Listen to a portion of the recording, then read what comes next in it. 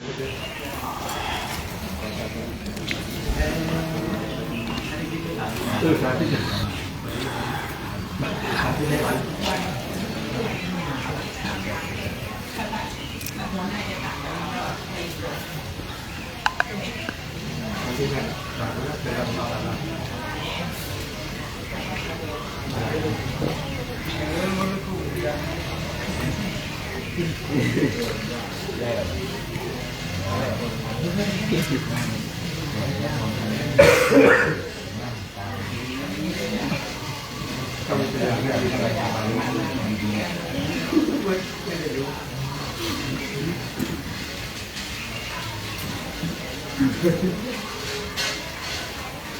แล้วเราคิดดีหัวเลย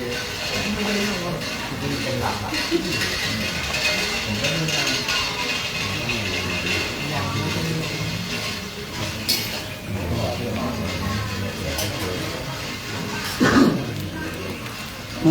ไม่หายยังมันต้องฉีดชวนฉีดไปฉีดด้วยไปฉีดพร้อมกันเลย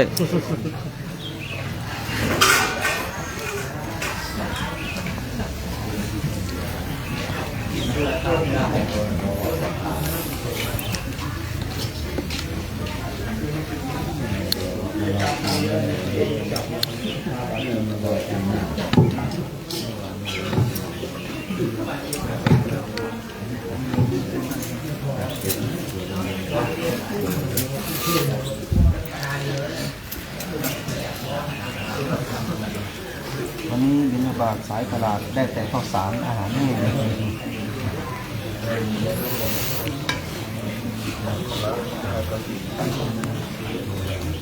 พระพุทธเจ้าพระองค์ได้ทรงตรัสธรรมทายาทกับอามิสทายาทเราจะรับมรดกธรรมหรือว่าจะรับมรดกทรัพย์ถ้าเรารับมรดกธรรมเราก็เป็นธรรมทายาทนะแต่ถ้าเรารับมรดกทรัพย์เราก็เป็นอมิสทายาททายาทที่ได้รับทรัพย์เพราะว่าพุทธศาสนานั้นถ้าถามถึงทรัพย์ภายนอกก็มีเนาะถามถึงทรัพย์ภายในก็มีแต่ขึ้นอยู่ว่าบุคคลนั้นเนี่ยจะแสวงหาทรัพย์ภายนอกหรือภายในจะเป็นธรรมทายาทหรือว่าอมิสทายาทอย่างเราทั้งหลายเนี่ยคือจะให้พูดก็ไม่กล้าพูดเต็มปากเนาะว่าเป็นธรรมทายาทเนี่ยเนาะแต่เรากำลังจะฝึกต้องใช้ว่ากำลังจะฝึกเพื่อที่จะเข้าสู่ธรรมทายาทเป็นทายาทแห่งธรรมที่พระเจ้าทรงตรัสไว้ดีแล้วคือทุกสิ่งทุกอย่างต้องอาศัยการฝึกฝนอาศัยการอบรมธรรมใดที่พระเจ้าทรงตรัสไว้ชอบแล้วเนี่ยเราก็นำมาปฏิบัติธรรมใดที่พระเจ้าทรงสั่งและสอนคือมีคำสั่งและคำสอนนะเขาเลยเอาคำว่าสั่งสอนมาอยู่ด้วยกันเลยแล้วก็เวลาพูดก็พูดพร้อมกันเลยคำสั่งสอนของพระเจ้าเนี่ยถ้าเราแยกออกมาคำว่าสั่งกับคำว่าสอนนะความหมายก็จะแตกออกไปอีกนะคำว่าสั่งเนี่ยกับคำว่าสอนเนี่ยเนาะฉะนั้นเราท่านทั้งหลายเนี่ยได้ยินได้ฟังคำสั่งสอนขององค์สมเด็จพระสัมมาสัมพุทธเจ้าและสิ่งใดที่เป็นคำสั่งและสิ่งใดที่เป็นคำสอนสิ่งใดที่เป็นคำสอนเนี่ยเพื่อที่จะนำพาให้เราออกจากวัฏสงสารสิ่งใดที่เป็นคำสั่งคือเพื่อเป็นการเตือนสติว่าเธออย่าทำเช่นนี้นะถ้าเธอทำเช่นนี้เดี๋ยวเธอจะไปนรกบ้างสัตว์เดรัจฉานบ้างเปรตอสุรกายบ้างคือถ้าเรามองดูในเรื่องของศีลศีลเนี่ยเป็นกรอบป้องกันเนาะศีลเป็นกรอบป้องกันถ้าเราล่วงสิกขาบท ขึ้นชื่อว่าเราละเมิดคำสั่งของพระพุทธเจ้าถ้าเราล่วงละเมิดในคำสั่งพระพุทธเจ้าใครได้รับผลแห่งสิ่งที่เรากระทำก็ตัวของเราเองเนาะจึงมีคำกล่าวว่าสีเลนะสุขติงยันติสีเลนะโภคสัมปทาสีเลนะปติงยันติตัสมาสีลังวิโสเทเยถ้าเราเป็นผู้มีศีลเนี่ย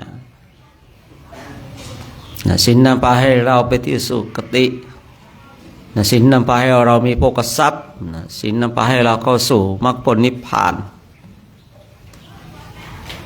แต่ถ้าเราเป็นบุคคลที่ไม่มีศีลล่วงละเมิดพระเจ้าสั่งไว้แล้วอย่าเธออย่าทำเช่นนี้นะแต่เรายังทำเนี่ยเช่นมีมากเหลือเกินทั้งในฝ่ายของพระภิกษุสงฆ์และอุบาสกอุบาสิกาแม้แต่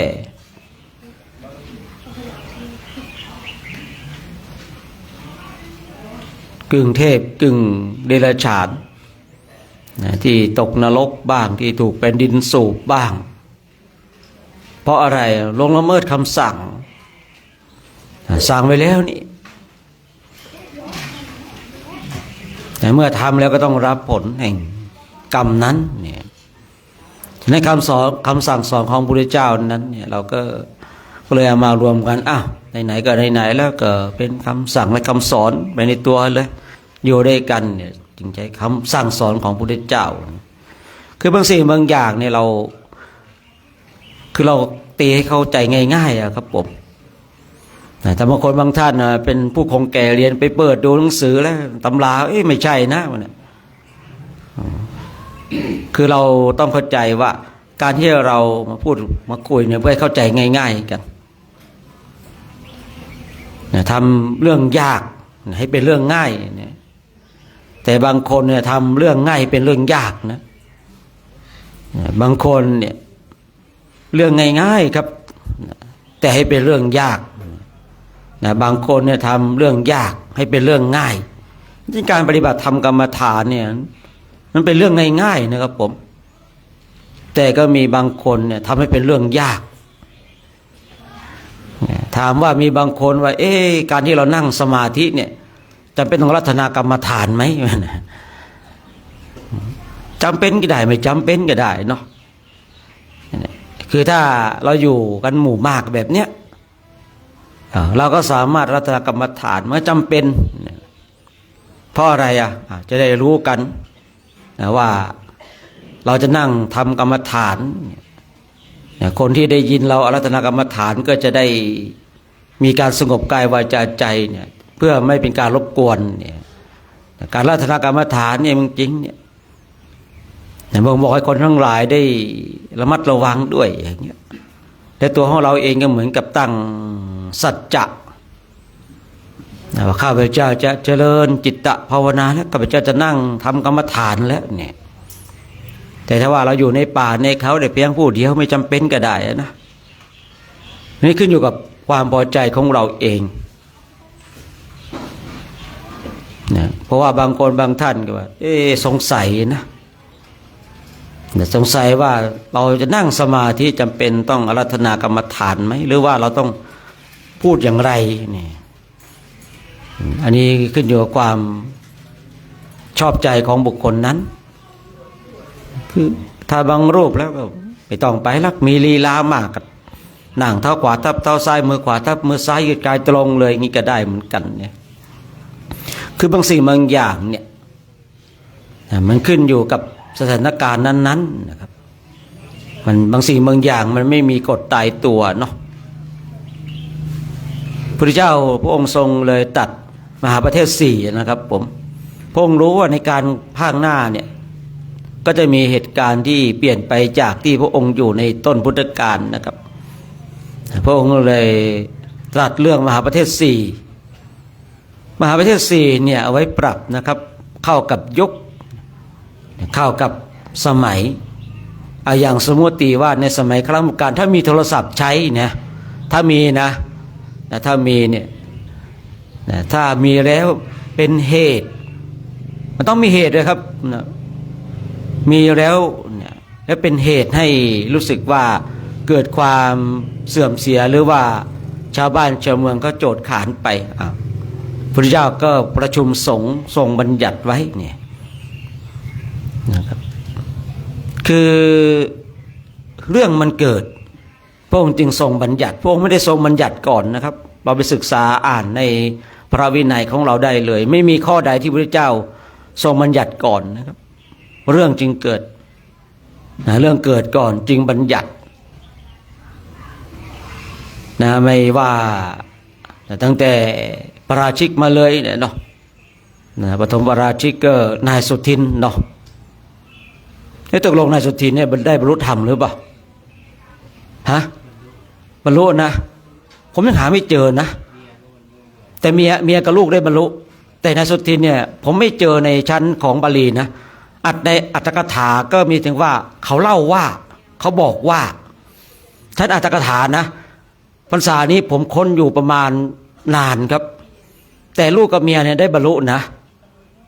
แต่ชั้นบาลีเนี่ยผมยังไม่เจอนะใช่เขาว่าแต่ผมไปดูในทั้งในบาลีนี่ไม่เจอนะแต่ในชั้นอัตถกถาเนี่ยเขาว่าเหมือนกันครับไอ้นี่เขากับหูเนี่ยเนาะเขามันมาทีหลังครับหูมันมาก่อนนะใครเจอชั้นบาลีนำมาให้ผมดูสักหน่อยนะ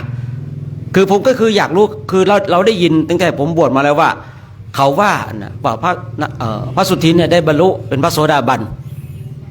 ก็เนี่ยพอวันหนึ่งเนี่ยพรรษาเนี่ยพรรษานี้บางทีมันก็อยากจะรู้นะเราไม่เคยเจอเราหาดูค้นดูตรงไหนเสิร์ชดูก็มันมีแต่ปรากฏอยู่ในชั้นอัตถกถานะครับแต่ยังไม่เจอในชั้นของบาลีนะก็เลยสงสัยเนี่ยถ้าใครเจอก็ช่วยยกมาให้ดูหน่อยก๊อปมาให้ดูส่งมาให้ดูหน่อยก็แล้วกันนะแต่ลูกกับเมียเนี่ยในชั้นบาลีมีบรรลุธรรมครับผมในลูกกับเมียนะในลูกกับเมียเนี่ยได้บรรลุแต่ว่าพระสุทินเนี่ยมีปรากฏในชั้นอัตถกถาแต่ปรากฏแล้วก็เหมือนเขาไม่เต็มใจพูดอ่ะไม่เต็มใจเขียนอ่ะคือมันมีแค่นิดเดียวครับผมแต่มีแค่นิดเดียวนะครับก็เลยสงสัยอยู่เนาะถ้าคุยเรื่องพวกนี้ก็จะไปกันใหญ่แล้วนะเรื่องมันจะยาวเนาะเดี๋ยวเราทำวัดสวดมนต์กันดีกว่าเนาะ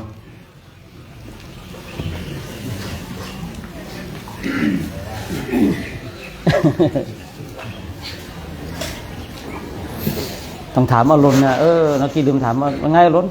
เจอเปล่าฮะเอ้าโอ้โหอรุณเนี่ยเก่งพระไตรปิฎกนะถ้าเป็นต้นบัญญัติน่าจะสามารถเขียนได้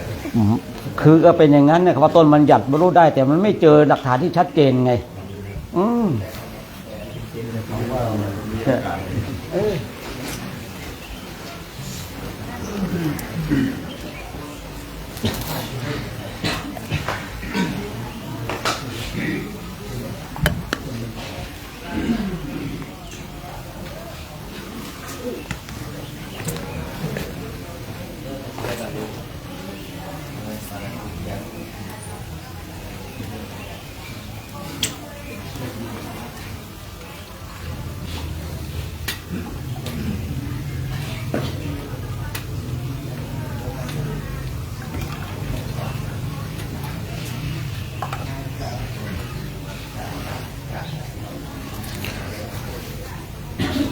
ต่อไปเราจะได้ทำวัดสวดมนต์ในช่วงภาคเช้ากันเนาะให้เราท่านทั้งหลายคุกเข่าพนมมือขึ้นเนาะจะได้กราบพระพร้อมๆกันนะพร้อมกันแล้วกราบ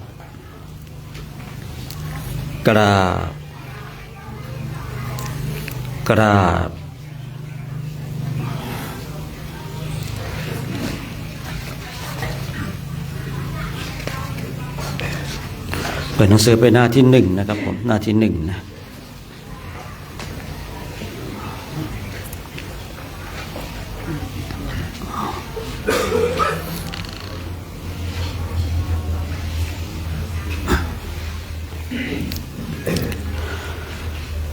ธ ธรรมที่บรรพชิตควรพิจารณาเนือง10 อย่าง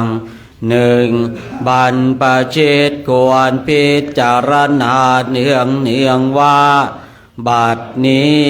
เรามีเพศต่างจากคฤหัสถ์แล้วอาการกิริยาใดๆของสมณะเราต้องทำอาการกิริยานั้น2. บรรพชิตควรพิจารณาเนืองว่าความเลี้ยงชีวิตของเราเนื่องด้วยผู้อื่นเราควรทำตัวให้เขาเลี้ยงง่าย 3. บรรพชิตควรพิจารณาเนืองว่าอาการกายวาจาอย่างอื่นที่เราจะต้องทำให้ดีขึ้นไปกว่านี้ยังมีอยู่อีกไม่ใช่เพียงเท่านี้4. บรรพชิตควรพิจารณาเนืองว่าตัวเราเองติเตียนตัวเราเองโดยสิ้นได้หรือไม่ 5. บรรพชิตควรพิจารณาเนืองว่าผู้รู้ใครควรแล้วติเตียนเราโดยสิ้นได้หรือไม่ 6. บรรพชิตควรพิจารณาเนืองว่าเราจะต้องพัดพรากจากของรักของชอบใจเราทั้งนั้น 7. บรรพชิตควรพิจารณาเนืองว่าเรามีกรรมเป็นของตัวเราทำดีจะได้ดีทำชั่วจะได้ชั่ว 8. บรรพชิตควรพิจารณาเนืองว่าวันคืนล่วงไปบัดนี้เราทำอะไรอยู่ 9. บรรพชิตควรพิจารณาเนืองว่าเรายินดีในที่สงัดหรือไม่ 10. บรรพชิตควรพิจารณาเนืองว่าของเรามีอยู่หรือไม่ที่จะทำไม่เก้อเกินในพระบรรพชิตธรรมในการป้ายละหังโยโสภะคะวาอะระหังสัมมาสัมพุทโธพระผู้มีพระภาคเจ้านะพระองค์ใดเป็นพระอรหันต์ตรัสรู้เองโดยชอบแล้วสวากขาโตเยนะภะคะวะตาธัมโมพระธรรมคือศาสนาที่พระผู้มีพระภาคเจ้านั้นพระองค์ใดตรัสไว้ดีแล้วสุปฏิปันโนยาสัพพะวะโตสาวกสังโฆพระสงฆ์คือผู้ทรงธรรมวินัยซึ่งเป็นสาวกของพระผู้มีพระภาคเจ้าผู้ใดเป็นผู้ปฏิบัติดีแล้วธัมมายังภวันตาสัทธัมมังสัสสังฆังเอเมหิสการเรหิยะทารังอาโรปิเตหิอาภิปุชยามาข้าพระเจ้าขอบูชาอย่างยิ่งซึ่งพระผู้มีพระภาคเจ้าพร้อมทางปราศาสธรรม และพระอริยสงฆ์เจ้าทั้งหลายด้วยเครื่องสักการะเหล่านี้ข้าพระเจ้าได้ยกขึ้นประดิษฐานไว้ดีแล้วในที่อันสมควรอย่างยิ่งเช่นนี้สาธุโนพันเตภควาสุจิราปรินิพพุตโตปิพระผู้มีพระภาคเจ้าพระองค์นั้นแม้ปรินิพพานแล้วก็ตามข้าแต่พระองค์ผู้เจริญซึ่งยังประโยชน์อันยิ่งใหญ่แก่สาธุชนทั้งหลายปัจฉิมาชนตานุกรรมปมานาสาเอียเมทุกตาปนาการะภูเตปฏิคันธาตุจงรับเครื่องสักการะบรรณาการของคนยากทั้งหลายเหล่านี้ด้วยเพื่ออนุเคราะห์แก่ประชุมชนผู้เกิดแล้วในภายหลังด้วยอัมหากังทีคารตังหิตายาสุขายาเพื่อประโยชน์เพื่อความสุขแก่ข้าพระเจ้าทั้งหลายสิ้นกาลนานเทินอะระหังสัมมาสัมพุทโธภควาพระผู้มีพระภาคเจ้าเป็นพระอรหันต์ดับเพลิงกิเลสเพลิงทุกสิ้นเชิงตรัสรู้ชอบได้โดยพระองค์เองทั้งภักวันตังอภิเทมิข้าพระเจ้าอภิวาทพระผู้มีพระภาคเจ้าผู้รู้ผู้ตื่นผู้เบิกบานกราบว่าข้าตัวภควตาธัมโมพระธรรมเป็นธรรมที่พระผู้มีพระภาคเจ้าตรัสไว้ดีแล้วธัมมังนะมัสสามิข้าพระเจ้านมัสการพระธรรมกราบสุปฏิปันโนภควโตสาวกสังโฆพระสงฆ์สาวกของพระผู้มีพระภาคเจ้าป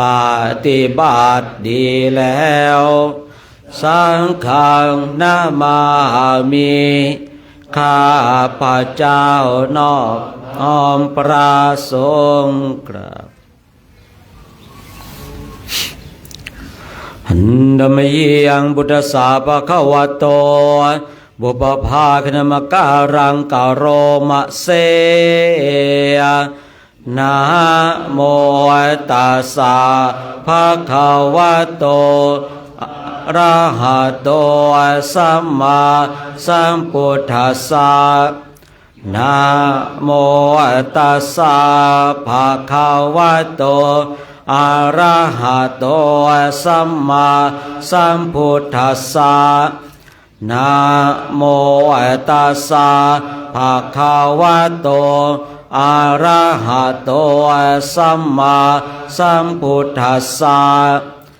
ขอนอบน้อมแด่พระผู้มีพระภาคเจ้าพระองค์นั้นซึ่งเป็นผู้ไกลจากกิเลสต ตรัสรู้ชอบได้โดยพระองค์เองนั่งประเพียบเปิดหนังสือเป็นหน้าที่32นะ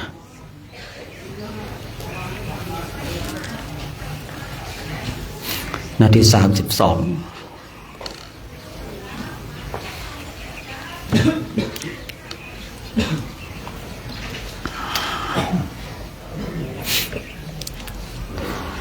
หันธรรมยังธรรมสังเวกปัจเจเวคโนปาทังพโนมะเสยังสัพเพสังขารา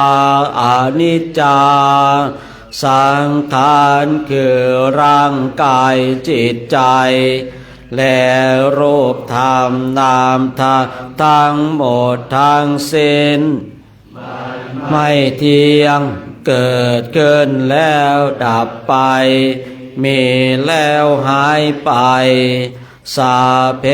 สังขาราทุกขาสังขารคือร่างกายจิตใจและรูปธรรมนามธรรมทั้งหมดทั้งสิ้นมันเป็นทุกข์ทนยากเพราะเกิดขึ้นแล้วแก่เจ็บตายไปสัพเพธัมมาอนัตตาสิ่งทั้งหลายทั้งปวง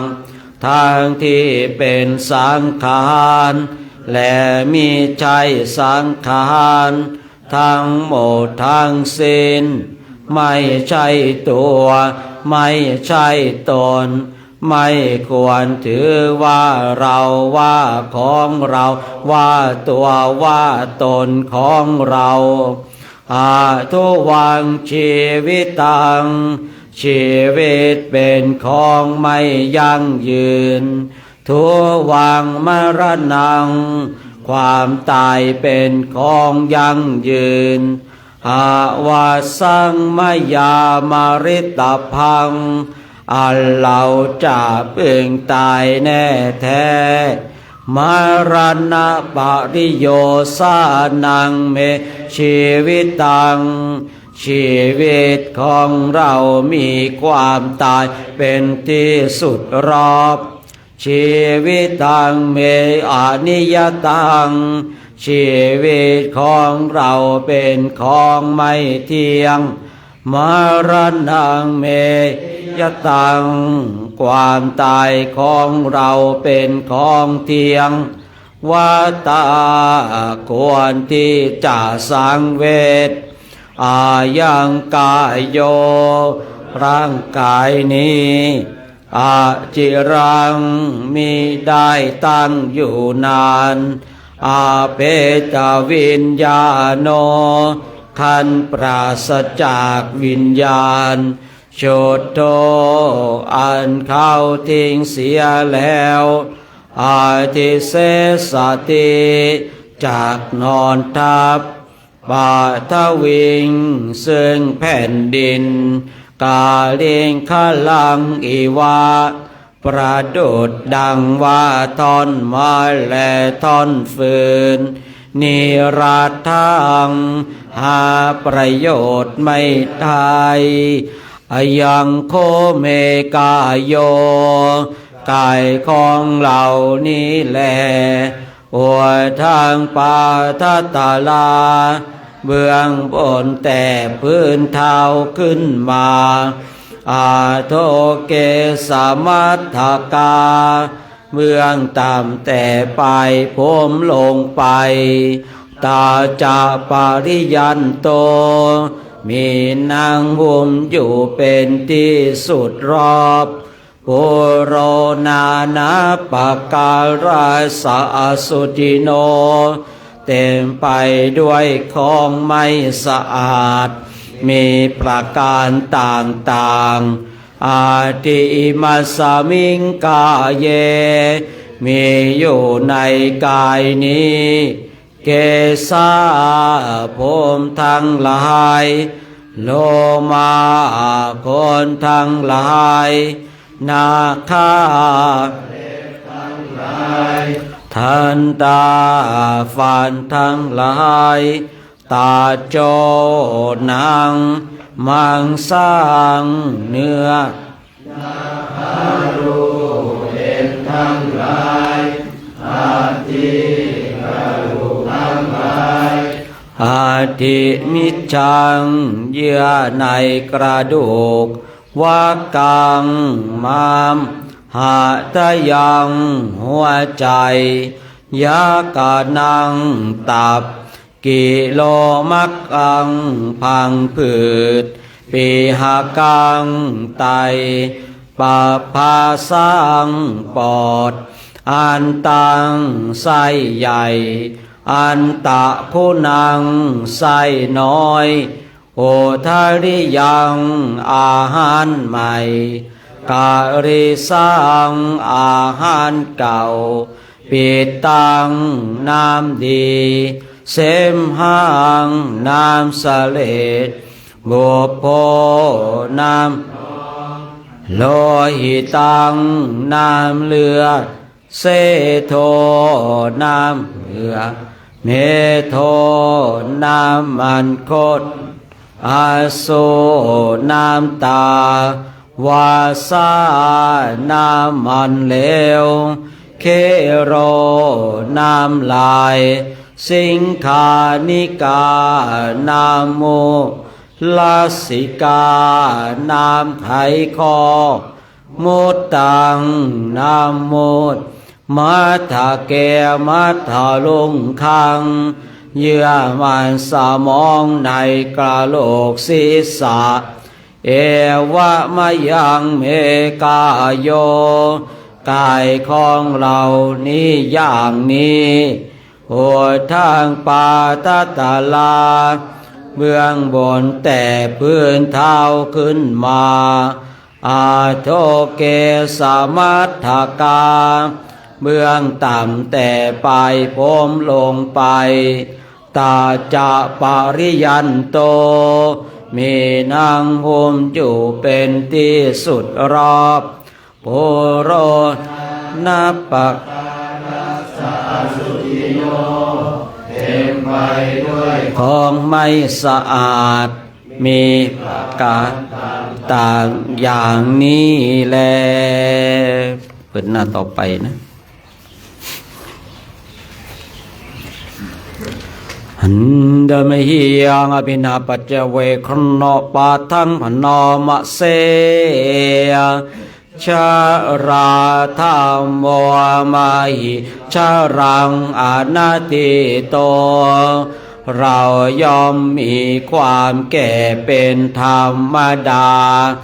เราจะล่วงพ้นความแก่ไปไม่ได้พยาติธรรมโมมาหิพยาทิงอนาติโตเราย่อมมีความเจ็บไข้เป็นธรรมดาเราจะล่วงพ้นความเจ็บไข้ไปไม่ได้มรณะธรรมโมมาหิมรณังอนาติโตเราย่อมมีความตายเป็นธรรมดาเราจะล่วงพ้นตายไปไม่ได้สาเพหิเมปิเยหิมนาเปหินาภาโววินาภาโวเราจำต้องละเว้นความเป็นต่างๆคือว่าจำต้องพัดพรากจากสังขารจากของอันเป็นที่รักที่จำเลยใจทั้งสิ้นทั้งปวงไปกามสโกมหิเราย่อมมีกรรมเป็นของตนกามทายาโทเราย่อมมีกรรมเป็นทายาทคือมีกรรมเป็นผู้ติดตามให้ผลกามโยนิย่อมมีกรรมเป็นแดนเกิดคือมีกรรมเป็นผู้ไปเกิดในถิ่นที่ต่างกัน กรรมพันธุเราย่อมมีกรรมเป็นเผ่าพันธุ์และพวกพ้องกามปฏิสารโนเราย่อมมีกรรมเป็นเครื่องยุยงส่งเสริมเป็นที่พึ่งที่อาศัยยังกรรมังกริสามิกัลยาณวาปาปะกังวาเราจะกระทำกรรมอันใดไว้ไม่ว่าบุญหรือบาปดีหรือชั่วก็ตามตาสะทายาโทภวิสามิเราจะต้องเป็นทายาทคือเป็นผู้รับผลของกรรมอันนั้นเอวังอัมพาปินหังปัจเจเวคิตพังเราเพิ่งพิจารณาทำอย่างนี้เนืองทุกวันเถิดเดี๋ยวอีกบทหนึ่งนะหน้าที่40นะธรรมนิยามเนี่ย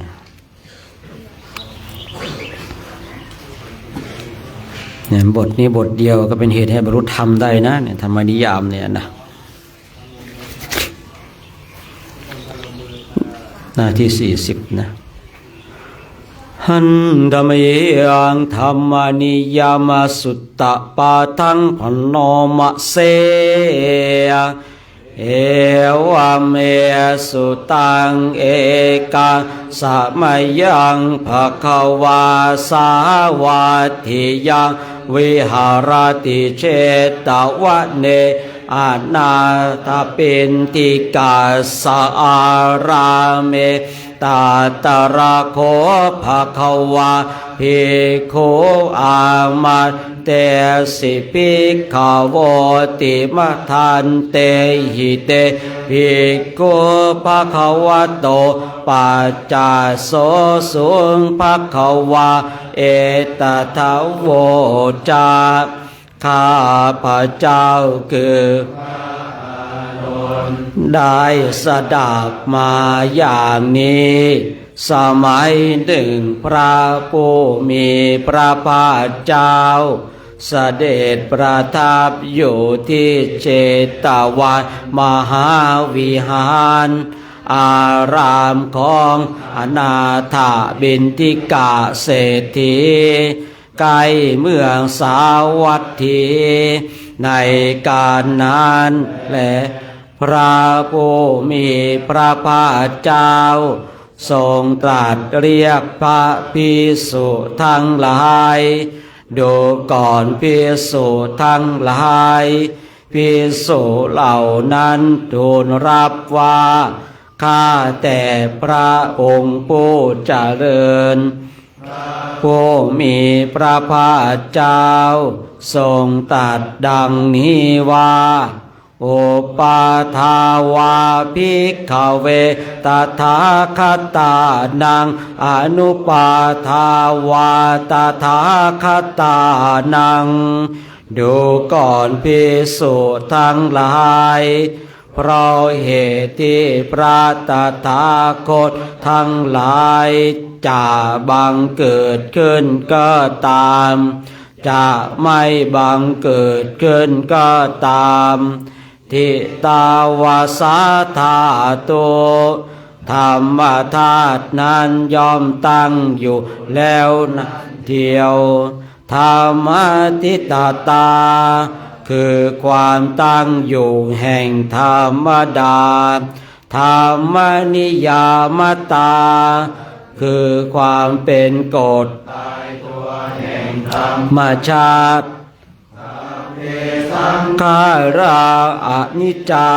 ติว่าสังขารทั้งหลายทั้งปวงไม่เที่ยงดังนี้ตังคัตโตอภิสัมพุจติอภิสัมเมติ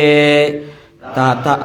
คตย่อมรู้พร้อมเฉพาะย่อมถึงพร้อมเฉพาะซึ่งธรรมธาตุนั้น อาภิสัมโพชิตวาอาภิสเมตวาครันรู้พร้อมเฉพาะแล้วถึงพร้อมเฉพาะแล้ว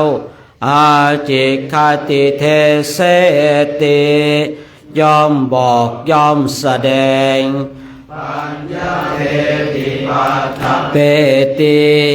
ย่อมบัญญัติย่อมตั้งขึ้นไว้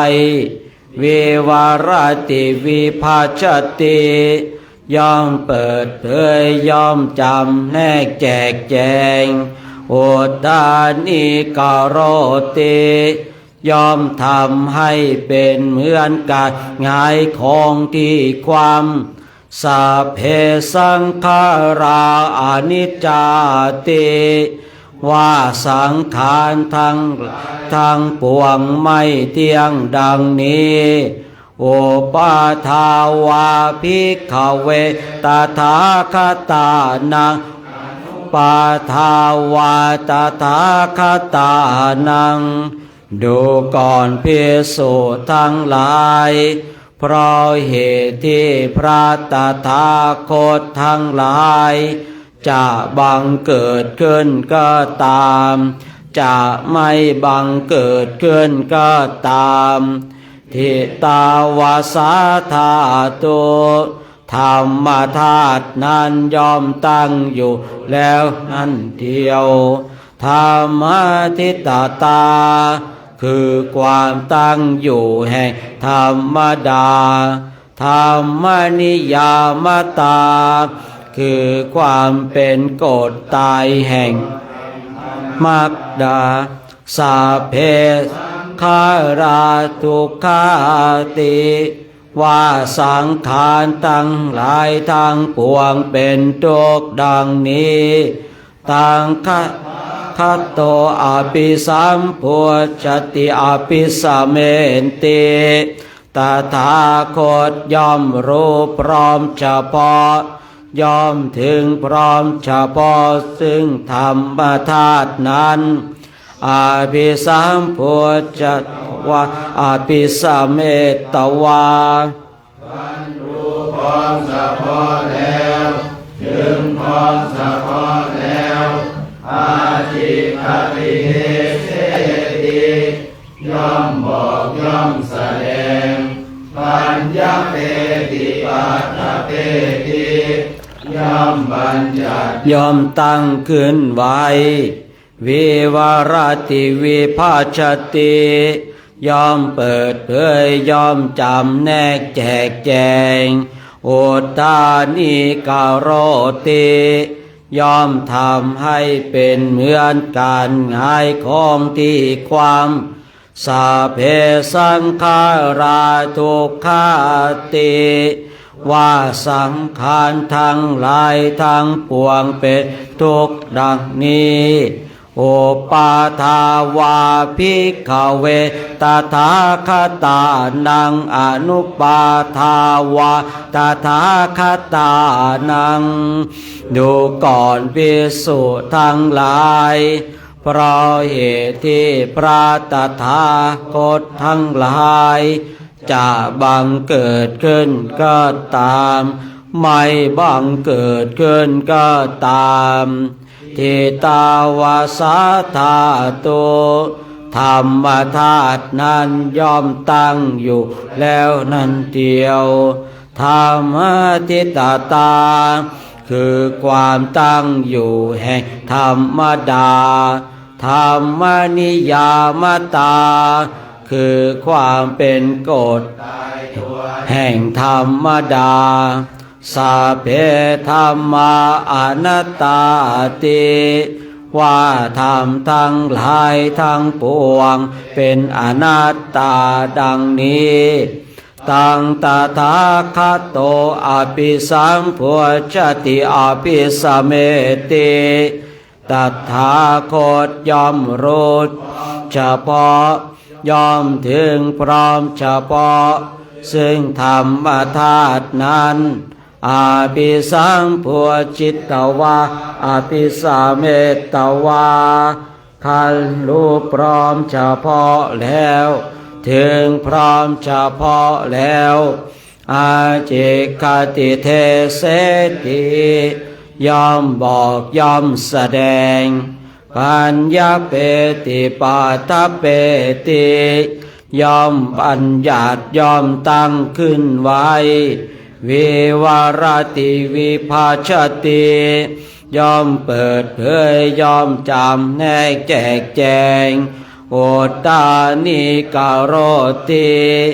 ยอมทำให้เป็นเหมือนการหงายของตีความอนัตตาติว่าธรรมทั้งหลายทั้งปวงเป็นอนัตตาดังนี้เอธามะโวจะปะคะวะอัตตมนาเตภิกขุปะคะวะโตภาสิตาอภินันตุนติพระผู้มีพระภาคเจ้า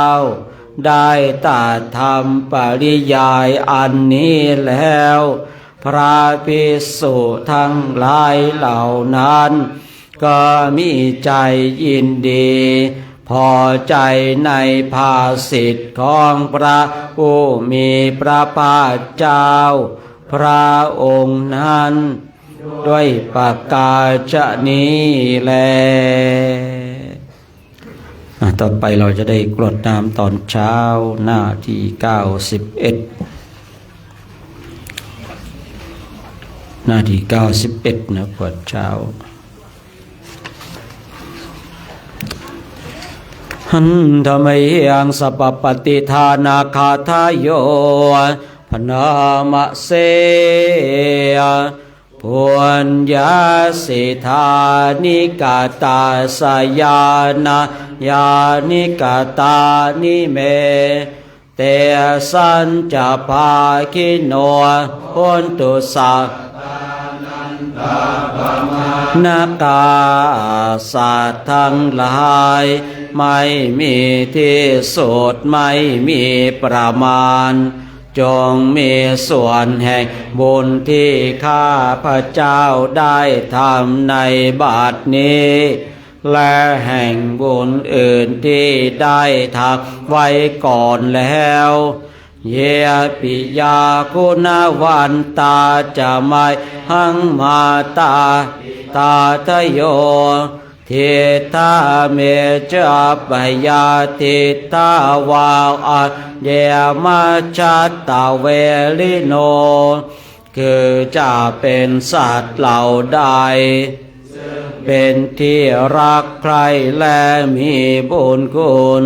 เช่นมารดาปิดาของข้าพระเจ้าเป็นต้นก็ดี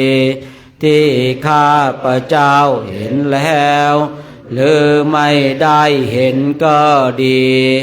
สัตว์เหล่าอื่นที่เป็นกลางกลางหรือเป็นคู่เวรกันก็ดีสัตตาติทันติโลกัสสมิงเตภูมาจตุโยนิกาปัญเจกจตุโวการาสังสารตาภวาภเวสัตว์ทั้งหลายตั้งอยู่ในโลกอยู่ในภูมิทั้งสามอยู่ในกำเนิดทั้งสี่มีขันธ์ห้าขันธ์มีขันธ์ขันธ์เดียวมีขันธ์สี่ขันธ์กำลังท่องเที่ยวอยู่ในภพน้อยภพใหญ่ก็ดียาตังเยปฏิทานัมเมอนุโมทันตุเตสยังเยจิมังนาปชานันติเทวาเตสังนิเวทยุงเหล่าใดรู้ส่วนบุญที่ข้าพระเจ้าให้แล้วสัตว์นั้นจงอนุโมทนาเองเถิดส่วนสัตว์เหล่าใดยังไม่รู้ส่วนบุญนี้ขอเทวดาทั้งหลายจงบอกสัตว์เหล่านั้นให้รู้มายาทินนา บุญญาณังอนุโมทนาเหตุนาสัพเพสัตตาสัทธาโหนตุอเว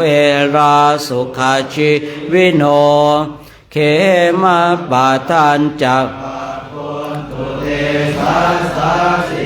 ตังสุภาเพราะเหตุที่ทนาส่วนบุญที่ข้าพระเจ้าแผ่ให้แล้วสัตว์หลายปวงจงเป็นผู้ไม่มีเวรอยู่เป็นสุขทุกเมื่อจงถึงบทอันเกษมกล่าวคือพระนิพพานความปรารถนาที่ดีงามของสัตว์เหล่านั้นจงสำเร็จเถิดพุทธาราธนานังธรรมาราธนานังสังฆาราธนานังอัปปมาโนพุทโธอัปปมาโนธัมโมอัปปมาโนสังโฆนะโมพุทธายะนะโมธัมมายะนะโมสังฆายะพุทโธเมนะโธธัมโมเมนะโธสังโฆเมนะโธพุทธบูชาธัมมบูชาสังฆบูชานิพพานะปัจจโยโหตุข้าพระเจ้าทั้งหลายอาราธนาคุณพระพุทธคุณพระธรรมคุณพระสงฆ์อันหาประมาณมิได้มาเป็นที่พึงที่ระลึกถึงจงช่วยอภิบาลรักษากายวาจาใจของข้าพระเจ้าทั้งหลายให้ตั้งมั่นอยู่ด้วยธรรมเจริญไปด้วยธรรมพร้อมทั้งเจริญด้วยสติปัญญาญาณเข้าถึงธรรมอันเป็นเครื่องพ้นทุกข์ให้ถึงซึ่งสันติสุขเป็นผู้รู้ผู้ตื่นผู้เบิกบานโดยไพบูลย์ทุกประการและจงยังประโยชน์ให้ถึงพร้อมทั้งส่วนตนบุคคลอื่นชีวิตอื่น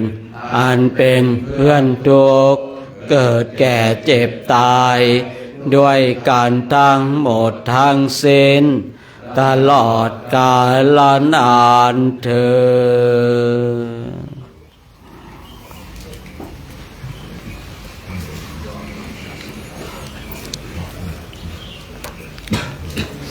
ก่อนที่เราจะได้ฉันข้าวเรามานั่งภาวนาสักแป๊บหนึ่งตอนนี้เราเป็นผู้ที่มีบุญบุญที่เกิดจากการสวดมนต์ไหว้พระเนี่ยการที่เราเปล่งวาจาออกไปเนี่ยบุญที่เราได้ขวนขวายในกิจที่ชอบประกอบในธรรมเนี่ยบุญที่เราเปล่งวาจาไปตอนนี้เราเป็นผู้มีบุญเนี่ยเราเป็นผู้มีบุญเนี่ยเราก็ยังแผ่บุญกุศลให้กับสรรพสัตว์ทั้งหลายที่เป็นเพื่อนทุกข์เกิดแก่เจ็บตายของเราสัตว์ใดร่วมอนุโมทนาสัตว์นั้นย่อมได้บุญสัตว์ใดที่รู้เนี่ยได้รู้ก็ดีได้เห็นก็ดีได้ยินก็ดีสัตว์นั้นถ้าร่วมอนุโมทนาหรือว่าคือที่ไทยกับมุตสัตว์นั้นคือหมายรวมทั้งหมดเลยนะมนุษย์เราก็จะอยู่ในสัตว์นะนกหนูปูปีกทั้งหลายแม้แต่พวกโดนวิญญาณทั้งหลายเลยจึงใช้คำว่าสัตว์นั้นสัตว์นั้นร่วมอนุโมทนาสัตว์นั้นย่อมได้บุญนะ ได้บุญกุศลแต่ถ้าว่าบุคคลหนึ่งบุคคลใดได้ยินก็ดีได้เห็นก็ดีรู้ก็ดีแต่จิตไม่พลอยอนุโมทนาแบบนี้ก็ไม่ได้บุญนะท่านทั้งหลายคือบุคคลที่เห็นการกระทำของบุคคลอื่นแล้วเนี่ยร่วมอนุโมทนาบุคคลนั้นย่อมได้บุญแต่ถ้าได้เห็นก็ดีได้ยินก็ดีรู้ก็ดีแต่ไม่ได้ร่วมอนุโมทนาแบบนี้ไม่ได้บุญนะที่เรากรวดน้ำตอนเช้าเนี่ยสัตว์ใดที่รู้ส่วนบุญนี้สัตว์นั้นจงอนุโมทนาเองเถิดสัตว์นั้นจงอนุโมทนาเองเถิดคือเพื่อให้เราเนี่ยเมื่อเห็นแล้วเราร่วมอนุโมทนาเองเป่งสาธุถ้าเป่งสาธุในใจเนี่ยคือบุญมันพอดีแต่ถ้าสาธุเป่งออกมาวาจากเรียกว่าบุญมันเต็มบุญมันล้น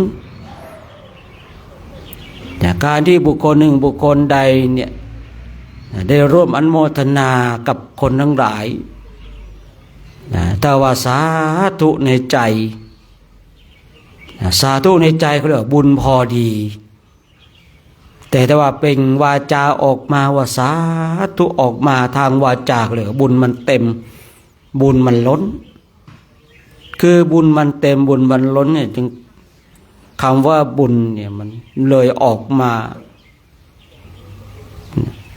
เป็นวาจาหรือว่าเป่งเป็นเสียงออกมาที่เราเป่งสาธุเนี่ยคือดูกันไม่ยากหรอกว่าสัตว์ใดที่ร่วมอนุโมทนาบุญของบุคคลทั้งหลายเนี่ยว่าสัตว์นั้นได้บุญที่พอดีหรือว่าสัตว์นั้นเนี่ยได้บุญแบบเต็มมันแบบเต็มหรือว่าล้นจนเปล่งวาจาออกมาทีนี้สัตว์เนี่ยที่ได้ยินก็ดีได้เห็นก็ดีได้รู้ก็ดีพลอยอนุโมทนาบุคคลนั้นย่อมได้บุญสัตว์นั้นย่อมได้บุญแต่สัตว์เราใดที่ไม่รู้ที่ไม่เห็นที่ไม่ได้ยินเรายังวานเทวดาว่าบอกให้เทวดาเนี่ยช่วยนำบุญนี้ไปบอกสัตว์เหล่านั้นให้ที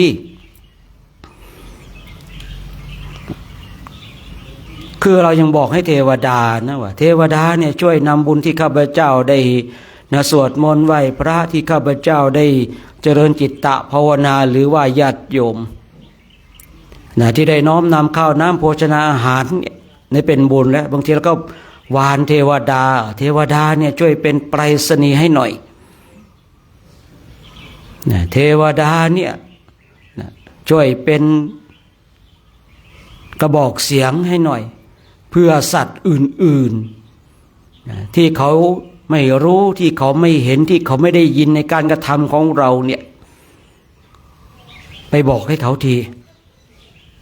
เมื่อเทวดานั้นไปบอกแล้วสัตว์นั้นอนุโมทนาสัตว์นั้นก็ได้บุญอีกแต่เมื่อเทวดาไปบอกแล้วสัตว์นั้นไม่ได้ร่วมอนุโมทนาสัตว์นั้นก็ไม่ได้บุญบุญจึงจะเกิดขึ้นกับบุคคลที่ร่วมอนุโมทนาบุญกุศลของบุคคลที่ได้สร้างกาลกุศลเป็นอันอย่างดี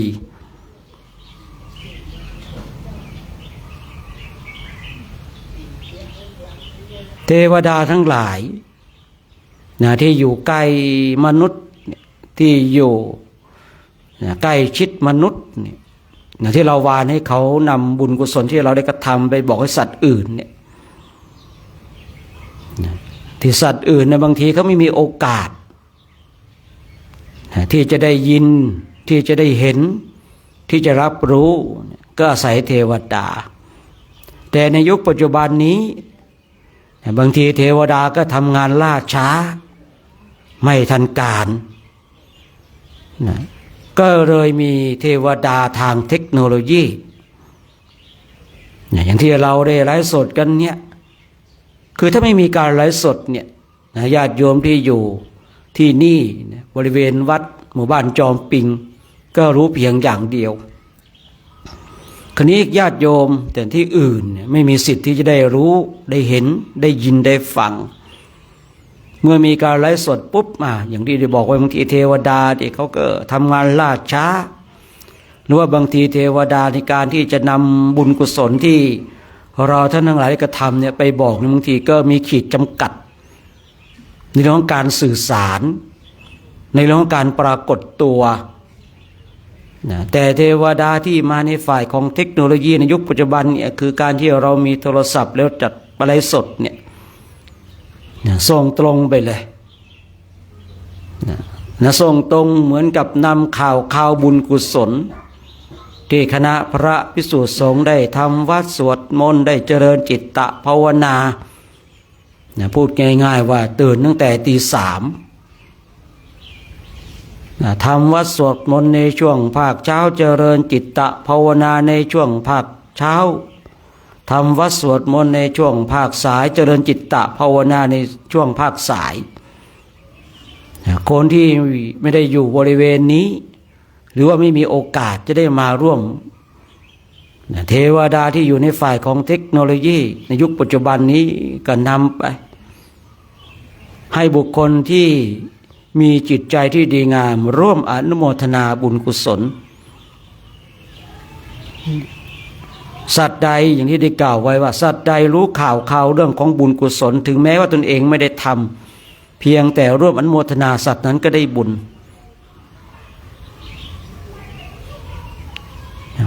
สัตว์ใดที่พลอยอนุโมทนานะสัตว์นั้นมีจิตใจที่ดีงามนะการที่คนใดคนหนึ่งเนี่ยจะเปล่งสาธุได้ไม่ว่าจะดังอยู่ในใจของเองหรือเปล่งเป็นวาจาเนี่ยไม่ธรรมดานะถ้าจิตใจไม่ถึงบุญไม่ถึงกุศลจริงๆจิตใจไม่เป็นบุญจริงๆเนี่ยไม่สามารถจะอนุโมทนาบุญของบุคคลอื่นได้บุคคลที่ร่วมอนุโมทนาพอยินดีบุญกับบุคคลอื่นเนี่ยจิตใจเขาเป็นบุญเป็นกุศล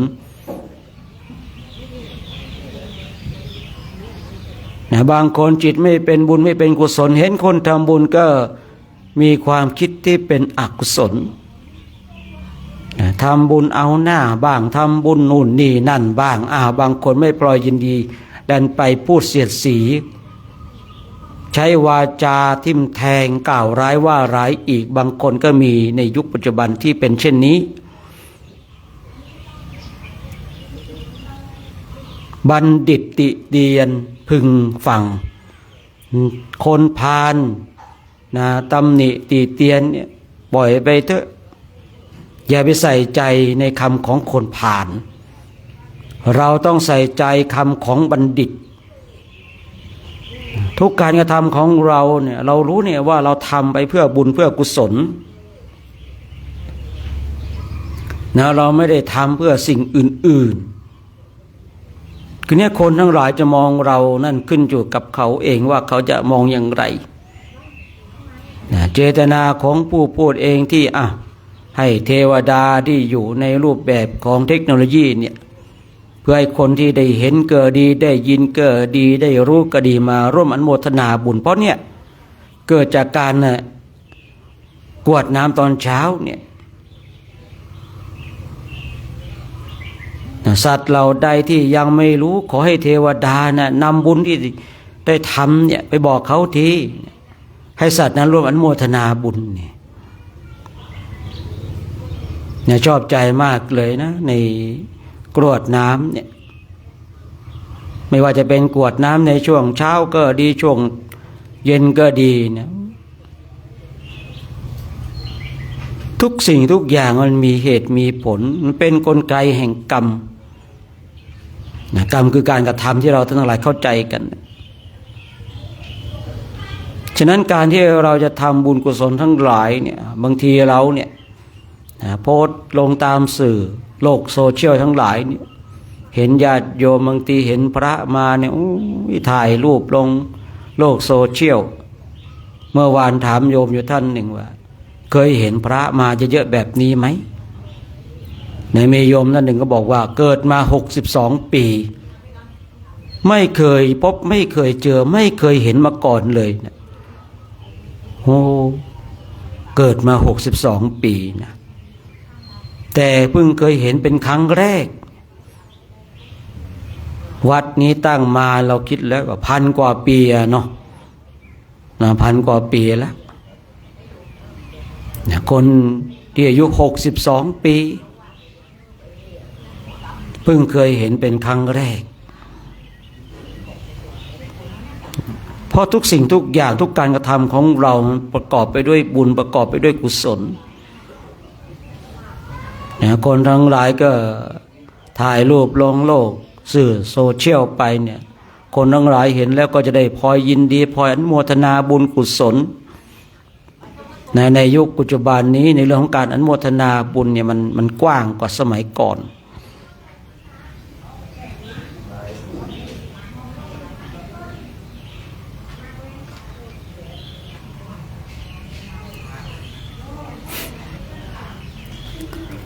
ฉะนั้นเราท่านทั้งหลายมาสร้างคุณงามความดีกันสร้างเหตุสร้างปัจจัยสร้างสวรรค์สมบัติสร้างนิพพานสมบัติ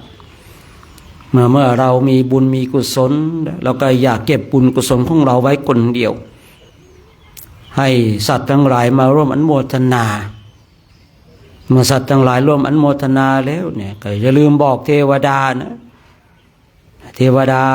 ที่อยู่บริเวณ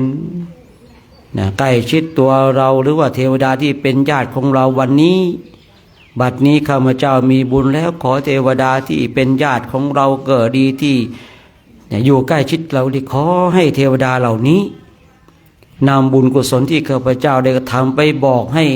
สัตว์อื่นๆพลอยอนุโมทนาบุญด้วยอย่าลืมท่านทั้งหลายนะอย่าลืมฉะนั้นในเช้าวันนี้ก็คิดว่าสมควรแก่เวลาแล้วเนาะให้เราท่านทั้งหลายทำความสึกตัวทั่วพร้อมนะทำความสึกตัวทั่วพร้อมน้อมจิตน้อมใจเนาะจิตที่เป็นบุญเป็นกุศลเราท่านทั้งหลายก็จะได้ร่วมกันแผ่เมตตาให้กับ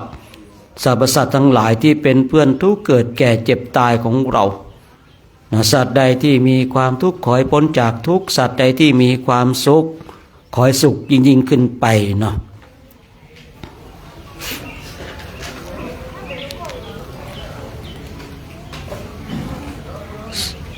สัพเพสัตตาอาเวราโหนตุขอสรรพสัตว์ทั้งหลายทั้งปวงที่เป็นเพื่อนทุกข์เกิดแก่เจ็บตายด้วยการทั้งหมดทั้งสิ้นเป็นสุขเถิดอย่าได้มีเวรต่อกันและกันเลยอาภัยปัสสะโหตุจงเป็นสุขเถิดอย่าได้พยาบาทเบียดเบียนซึ่งกันและกันเลยอานิฆาโหตุจงเป็นสุขเถิดอย่าได้มีความทุกข์กายทุกข์ใจเลยสุขีอัตตานังปริหารันตุจงมีแต่ความสุขกายสุขใจรักษาตนให้ปลอดพ้นจากทุกเวรภัยอันตรายทั้งปวงจงทุกทั่วหน้าเถิดตังปุญญาภารังไมหังสาเพภาคิภวันตุเตขอสรรพสัตว์ทั้งหลายทั้งปวงเหล่านั้นจงเป็นผู้มีส่วนได้เสวยผลบุญที่ข้าพเจ้าทั้งหลายได้บำเพ็ญแล้วนี้เถิดสาธุเนาะ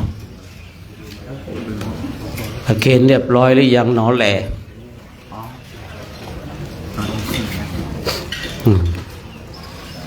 ผมก็ขำคนที่เขานั่นเหมือนกันนะเขาคอมเมนต์มาว่าอย่างไงนะเดี๋ยวอ่านฟังนะเดี๋ยว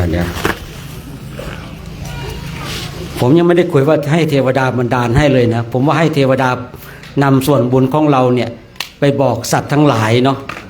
แต่นี่เขาคิดว่าโอ้ยเทวดาเนี่ยไม่ได้บันดาลให้ใครได้เนี่ยนี่ก็บางทีฟังไม่ดีมันก็จับใจความไม่ได้อะเนาะเทวดาให้เทวดาเฮ็ดงาน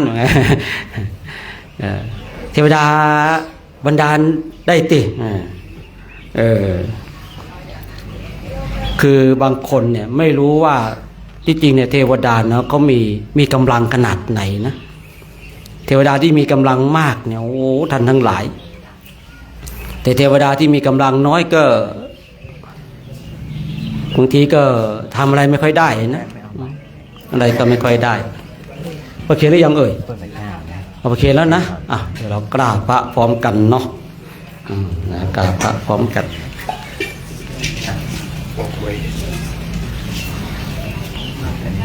อะไรฮะก็ป้องกับแป้นจะให้ผมดื่มน้ำดื่มเยอะเลยนะกับแป้นเนี่ยนะแปะกับแป้นเนี่ยนะ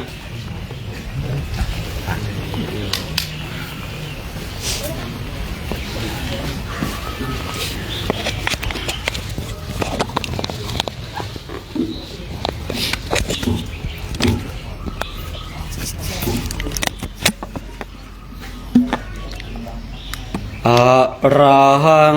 สัมมาสัมพุทโธภะคะวาพุทธังภะคะวันตังอะภิวาเทมิสวากขาโตภะคะวะตาธัมโมธัมมังนามัสสามิสุปฏิปันโนภะคะวะโตสาวกสังโฆสังฆังนามามิ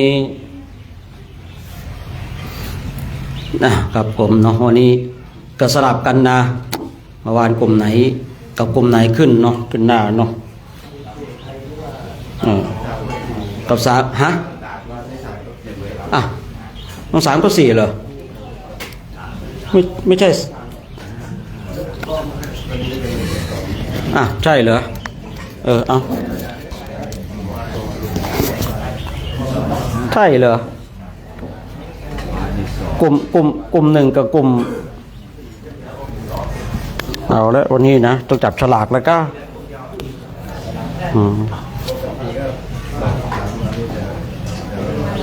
เอาไปนะนั่นน่ะเอาลงไปทางนี้เลยเด้อลงตามมาทางนี้นะลงตามมาทางนี้เด้อ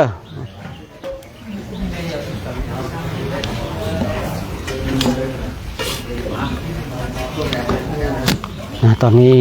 เนาะคณะพระภิกษุสงฆ์ก็จะได้พิจารณาอาหารเติมพลังนะเติมพลังทางใจแล้วนะต่อไปก็จะเติมพลังทางกายนะเรา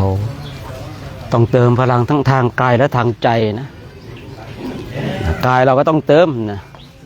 บางคนนะโอ้ยนะเป็นพระนี่มีอดไม่ทนจะหาเรื่องฉันอย่างเดียวเนี่ยจะหาเรื่องกินอย่างเดียวบางทีไม่ดูเลยกะโน่น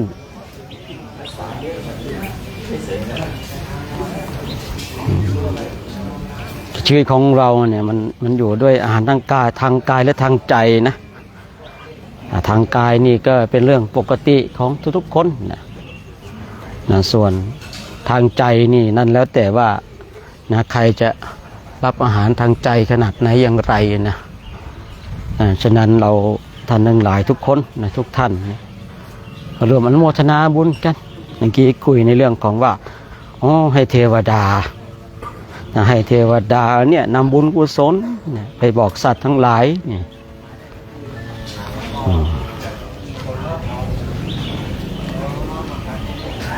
โอ้โหเดี๋ยวจ้าเลยวันนี้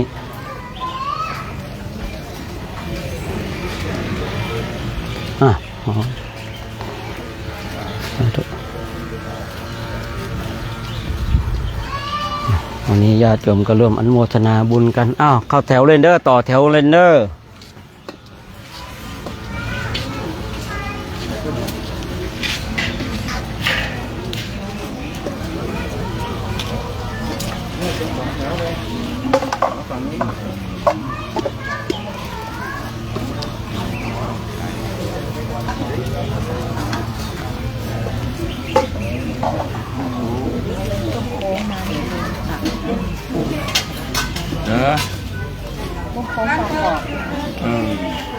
ดูบางเราอย่างเงี้ย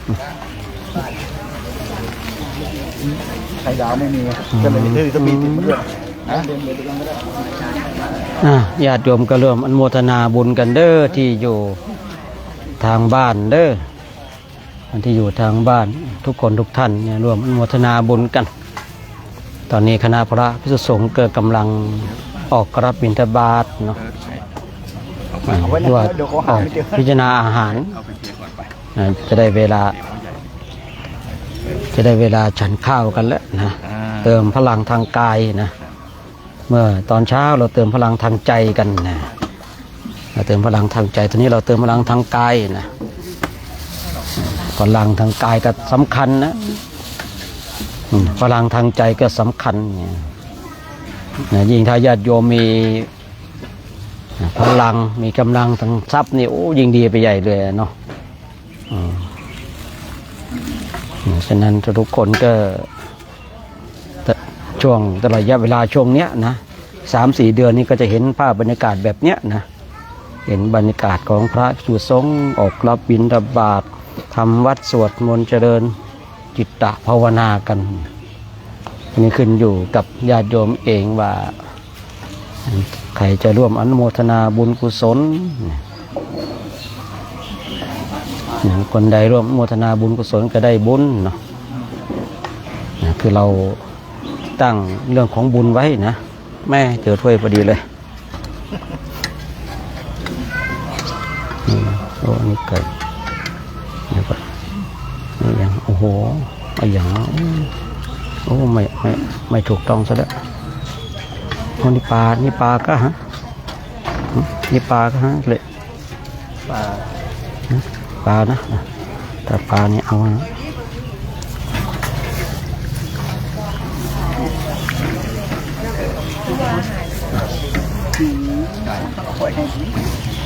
ใช่ปลาน่าจะเป็นปลานะปลาเนาะ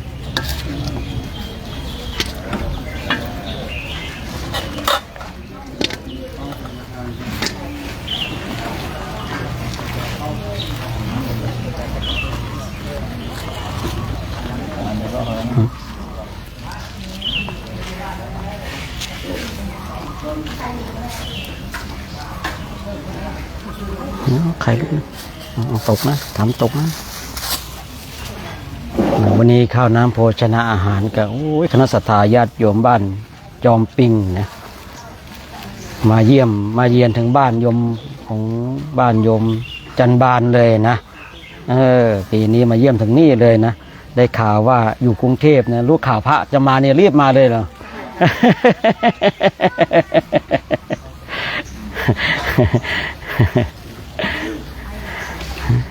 ลองทดสอบใหม่ดิฮะลองทดสอบใหม่นะฮะไปห้องดูกันไปห้องดูกันอ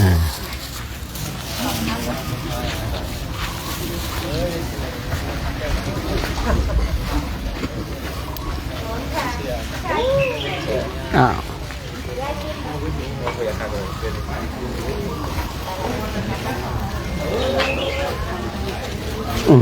ญาติโยมก็เห็นเนาะเห็นรูปเห็นพระภิกษุสงฆ์กำลังพิจารณาอาหารกันนะพิจารณาอาหารกันรวมอนุโมทนาบุญกันญาติโยมนะรวมอนุโมทนาบุญกันนะบุญตรงจุดนี้เป็นบุญที่เราท่านทั้งหลายไม่ค่อยได้เห็นเนาะมีคณะพระสงฆ์เนี่ยรอพิจารณาอาหารกันนี่พระภิกษุสงฆ์เนี่ยตื่นตั้งแต่ตี 3นะญาติโยมนะทำบุญกันนะทำบุญให้แม่คือบกวดน้ำมีโยมก็ถามว่าพระมหาโมคคัลลานะทำบุญให้แม่คือไม่ได้กวดน้ำไม่รู้เหมือนกันนะเกิดไม่ทันนะวันนี้เกิดไม่ทันในสมัยครั้งพุทธกาลเนี่ยคำว่ากวดน้ำไม่มีนะมีการหลั่งน้ำ หลังน้ำพระเจ้าพิมพิสารเนี่ยถวายวัดเวรุวันเนี่ยคือเอาน้ำหลังลงนะไม่ใช่คือในยุคของเราเนี่ยเพื่อสื่อสารให้เข้าใจกันง่ายเนาะนี่บอกว่าพระมหาโมคคัลลานะทำบุญให้แม่น่าจะเป็นภาษาลีบุตรหรือเปล่าเนาะภาษาลีบุตรหรือเปล่าที่แม่เกิดเป็นเปรตเนาะแม่เกิดเป็นเปรตพระมหาโมคคัลลานะนี่ตัวรวยไปไหนอ่ะไม่แน่ใจนะว่าก็เคยในตำราเคยเขียนไว้หรือเปล่าแต่ภาษาลีบุตรนี่มีอยู่นะแต่ว่าเดี๋ยวมันภาษาลีบุตรนี่มีอยู่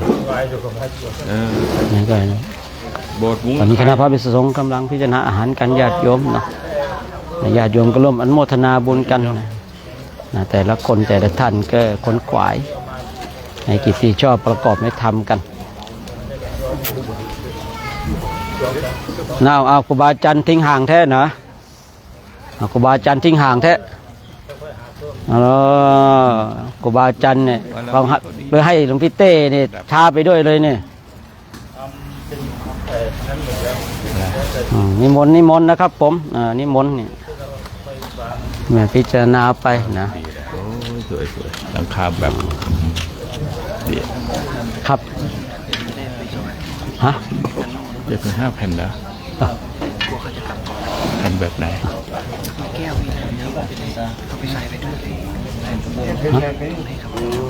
เอาที่ที่อยู่ในกล่องมันอยู่กล่องข้างหน้าเต็นท์ผมเนี่ยมันจะมีกล่องกระปุกใหม่อะของเขียนว่าM100ถูกM100อ่ะมันอยู่ตรงนั้นไปใส่เลยไปล้างก่อนนะใส่น้ำแข็งน้อยไปดูเดินไปตรงเต็นท์ผมมันจะมีกล่องสี่เหลี่ยมอยู่อันนี้น้อยไปดูเลยถามจำนิดน่ะที่ของที่ซื้อมาเมื่อวานที่เขามาให้เมื่อวานน่ะเนาะทีนี้ก็จะพากันอยู่ด้วยกันยังไม่ได้ทำนิมนต์นะครับนิมนต์อ้าวญาติโยมเตรียมน้ำกันเด้อเตรียมน้ำไปรับพรกันเด้อไปดูน้ำเดี๋ยวหลวงพ่อจะให้พรเนาะนู่นไปนั่งรับพรตรงแม่ชีนู่นเด้อเช็ดเลยอันนี้ไปเลยเอาไปเตรียมน้ำไป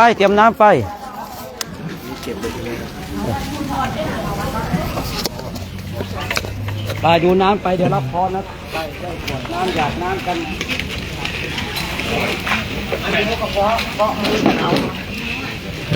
ก็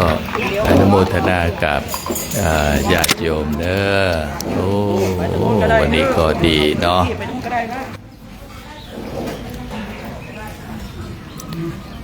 ก็ช่วยกันเนาะช่วงโอกาสเนาะตอนนี้วัดบ้านเฮาก็ได้มีพระคุณเจ้ามาอยู่หลายองค์คนเฒ่าบางองค์ก็บอกโอ้อยู่มาหลายปียังไม่เคยมีหันตุเจ้าตุนายมานักหนาก็เหมือนกับว่าน้ำเนาะน้ำกำลังไหลเข้านาของเราก็เตรียมตัวเนาะกักน้ำเก็บน้ำเอาไว้ทำนาหรือใส่ในนาข้าวให้มันพอดีข้าวกล้าจะได้ข้าวก็จะได้อุดมสมบูรณ์เนาะเหมือนกันบุญของเราก็เช่นเดียวกันเนาะเมื่อพระคุณเจ้าได้มาถึงที่แล้วเราท่านทั้งหลายก็เหมือนกับตักตวงบุญกุศลของเราที่เราจะได้ให้บังเกิดขึ้นเพื่อที่จะได้รับความสุขความเจริญความร่มเย็นให้ได้ในปัจจุบันเนี่ยให้ได้ในปัจจุบันนี่ดีกว่าเนาะได้ปัจจุบันสร้างปัจจุบันเหตุปัจจุบันมีดีแล้วก็ผลก็จะดี ท่านบอกว่าบุญเมื่อมาถึงที่แล้วเราท่านทั้งหลายก็ต้องรีบเร่งขวนฝายเพื่อให้ปรากฏหรือว่าชัดเจนขึ้นเราไม่บำเพ็ญบุญในขณะปัจจุบันนี้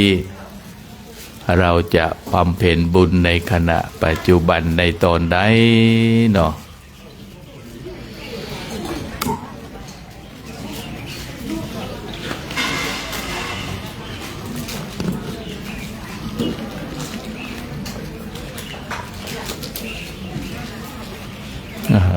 เราก็ต้องรีบเร่งขวนฝายกัน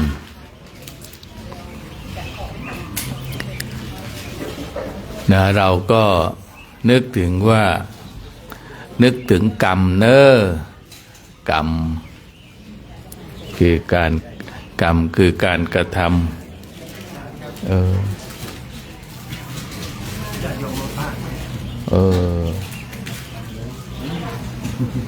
กรรมคือการกระทำเนาะ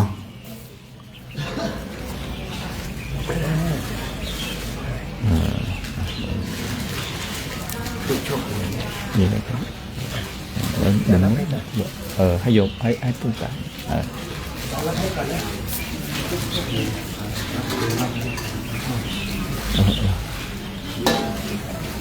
สาธุ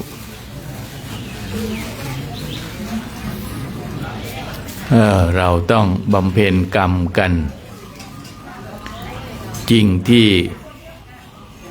วัดของเรานี่เก่าแก่โบราณนานมาที่มีผู้คนได้สั่งสมบรรพบุรุษของเราได้สร้างเอาไว้และเราได้มีโอกาสที่มาอยู่ในสถานที่แห่งนี้นี่ก็ไม่ใช่ของที่จะทำกันได้ง่ายๆเหมือนกันจะขอให้เราทุกท่านนี่ได้ระลึกได้นึกถึงเอาว่าโอ้ยเรามีโอกาสที่เราจะได้มาศึกษาเรียนรู้นะหรือว่าบำเพ็ญบารมีต่อไปนะจากบรรพบุรุษที่เดินทางกันมาสร้างสมอบรมเดินเข่าไหวเปล่าเอาเดินอย่างนั้นเถอะเดินไปเดินงอมันนะฮะดีเหมือนกันที่โชว์เขาจัดอย่างเงี้ยเหมือนครั้งพุทธกาลเนี่ยอันนี้จะได้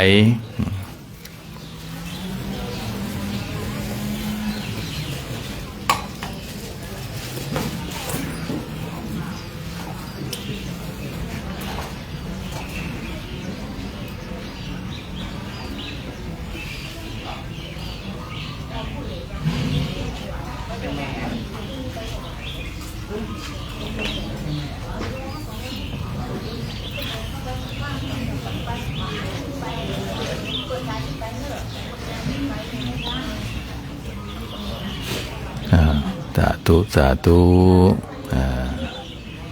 อันนี้อะไรเนี่ยเครื่องให้บริการ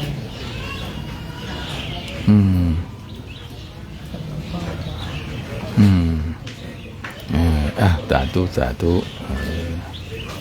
ตัวอะไรที่สาวก็น้อยนี่นะโตค่ะนี่นะแล้วไปอยู่กรุงเทพกันกี่คนนะ6 พี่น้องค่ะไปอยู่กรุงเทพกี่คนเดียวให้พี่สาวเฝ้าบ้านดีแล้วได้รูปหรือเปล่าได้ถ่ายรูปหรือเปล่าเมื่อกี้ไม่ได้ถ่ายค่ะเอาปากเข็นไหมปากเข็นไหมอีกเอา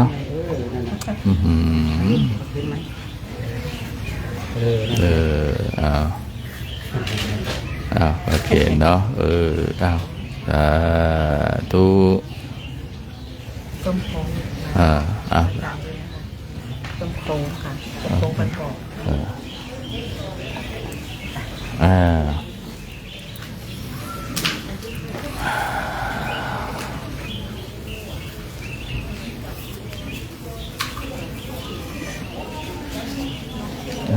ธุสาธุเนาะโอ้ดี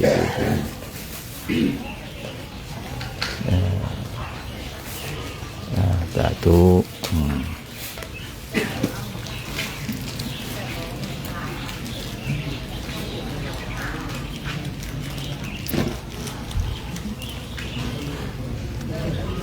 ก็อนุโมทนาเนาะอนุโมทนากับทุกท่าน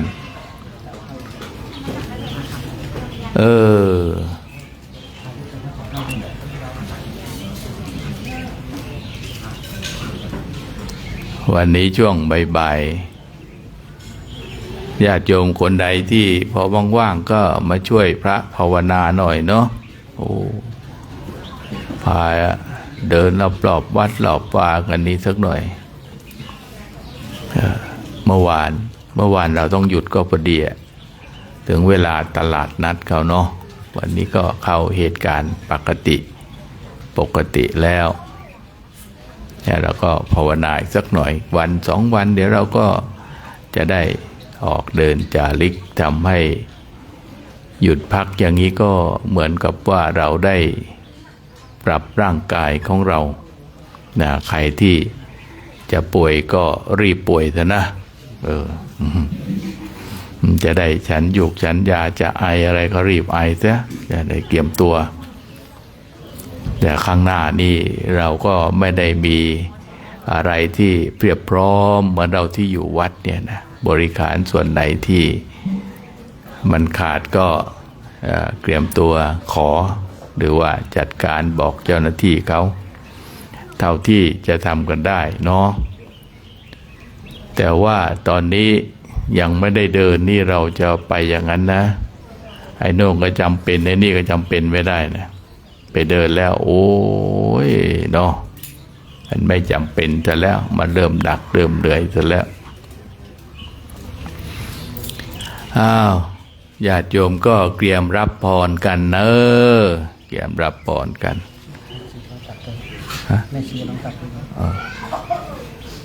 เตรียมรับพรนะก็วันนี้ก็มีโยมจันบานยอดแพงพร้อมครอบครัวได้ร่วมทำบุญเข้าโครงการจาริกธรรมในปีที่12แล้วก็มีโยมผู้ชายร่วมถวายจตุปัจจัยกันนะเข้าร่วมโครงการกันก็ต้องขับเคลื่อนกันไปด้วยกำลังของเราเนาะสิ่งพวกนี้ก็เอาไปถวายข้าวน้ำโภชนาหารก็ดีถวายข้าวน้ำโภชนาหารถวายจตุปัจจัยก็ดีก็เป็นส่วนหนึ่งของการเดินทางให้พระคุณเจ้าได้มีส่วนร่วมในการเดินเพื่อที่ได้การฝึกฝนอบรมประพฤติปฏิบัติแล้วก็ปีนี้ก็จะได้มีญาติโยมให้ไปถือบวชถือปฏิบัติธรรมกันบวชพระเลยที่ใต้ต้นพระศรีมหาโพธิ์ก็นึกว่าจะมีผู้มาเข้าบวชมากมายโอ้แสดงว่าบวชนี่มันยากเนาะบวชนี่ยากเนี่ยความยากนะญาติโยมเอ้ยที่พระคุณเจ้าบวชกันอยู่ได้นี่เขาโอ้ยยุ่งยากต้องต่อสู้กับตนเองไม่ได้ต่อสู้กับใครเนาะก็ผู้ที่ได้ร่วมเข้าสู่ร่วมถวายข้าวน้ำโภชนาหารก็ดีได้ถวายจตุปัจจัยก็ดีที่ได้ร่วมกันก็เพื่อเป็นส่วนหนึ่งในการสนับสนุนให้พระคุณเจ้าของเรา ได้เดินทางเข้าไปสู่ที่หมายจุดมุ่งหมายให้ได้ที่ของความสุขความเจริญความรุ่งเรืองของชีวิตพรหมจรรย์ผู้ที่สนับสนุนก็ได้สร้างโภคะผู้ที่สนับสนุนก็ได้สร้างทรัพย์ ได้สร้างมรดกธรรมให้กับตนเองนะ ก็ด้วยอำนาจของทานที่ท่านทั้งหลายได้น้อมถวายแล้วเป็นเครื่องสักการะบูชาในส่วนของพระภิกษุสงฆ์องค์สมณเณรที่ได้บูชาแล้วในคณะของอุบาสกบาสิกาผู้ใคร่ธรรมในศีลในธรรมก็จงบังเกิดบุญกุศลที่จงบังเกิดขึ้นแก่ท่านทั้งหลายตามความมุ่งมา่ตามความปรารถนาที่ท่านทั้งหลายได้น้อมนำถวายแล้วก็ด้วยอำนาจของฐานนี้จงช่วยปกป้องคุ้มครองรักษาให้ท่านทั้งหลายในปัจจุบันนี้ก็คือตัวท่านทั้งหลายเองและก็หมู่ญาติในชาติปัจจุบันแล้วก็หมู่ญาติในอดีตที่ตายเก่าเน่าเหมินที่ยังไม่รู้ว่าเกิดอยู่ที่ใดกำลังแสวงหาที่เกิดอยู่นั้นก็ให้มาร่วมอนุโมทนาบุญกุศลให้พ้นจากทุกข์ไกลจากเวรจนถึงที่สุดแล้วให้ท่านทั้งหลายที่ได้น้อมนำถวายจงเข้าถึงฝั่งของพระนิพพานด้วยเถิดหยาดน้ำเนอยะทาวาริวาหาปุราปริปุเรนติสาครังเอวเมวายโตตินังเปตานังอุปกัปปติอิจิตังปฏิตังตมหังคิปะเมวัสมิจตุสัพเบปุเรนตุสังกัปปาจันโทปนรสโสยถามณิโชติระโสยถาอิติโยวิวัสสันตุสัพพะโรโควินาศตุมาเตภวัตวันตรายโยสุขิติขายุโกภวะอภิวันตนาสิลิสานิจังวุฒปัจจายโนจัตตารโอธรรมวัฏันติอายุวันโนสุขังภาลังอา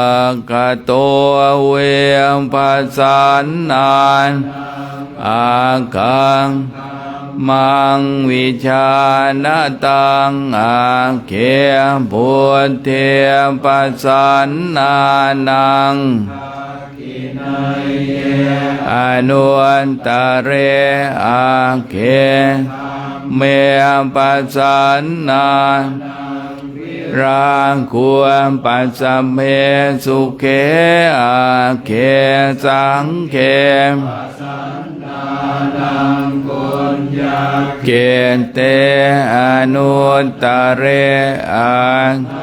สมิงทานังทัตตังอายังปวัตติอาอายุจวันโนจยโสเกียรติสุขังพลังเมธาวิอาคธรรมสมาหิเทวปุโตมโนโสวะอากามปันปโมทัตติติมภวตุสัพพมังคลังพระเทวตาสัพ